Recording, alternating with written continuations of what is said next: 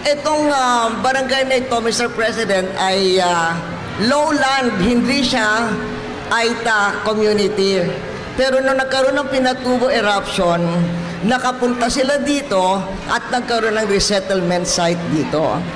Ngayon, Mr. President, mahal na mahal nila kayo.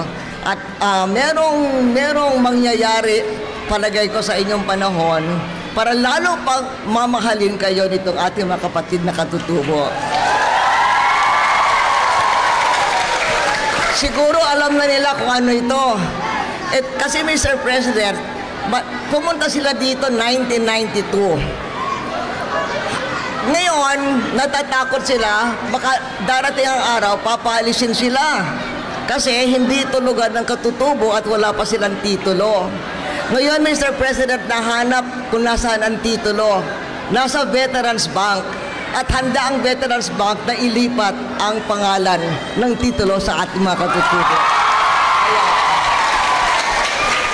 In advance, Mr. President, not only am I welcoming you in the name of everybody here, but also thanking you in advance for what they will be receiving from your benevolent administration. Maraming salamat po, Mr. President. Liit na bagay yung kaka-announce lang ni Congresswoman GMA na yung titulo ng lupa ay mabibigay na para hindi na po kayo nag-aalala.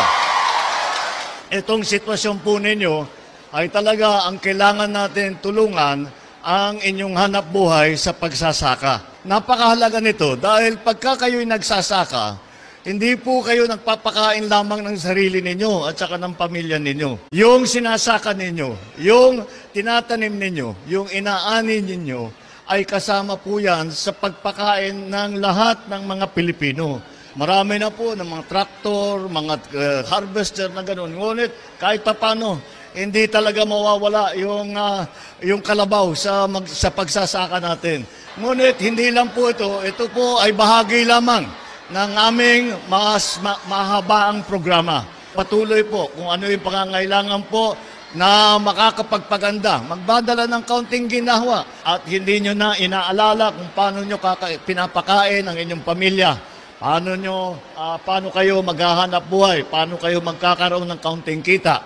Yan po ang aming pangarap na maiabot ninyo, yung ganong klaseng ginhawa sa inyong buhay at nandito po ang pamahalaan. Pagka meron kayong pangangailangan, Huwag kayong magdadalawang isip na humingi. At hindi ito po ang aming ginagawa. Sinasabi ko nga, huwag na kayong mag-thank you.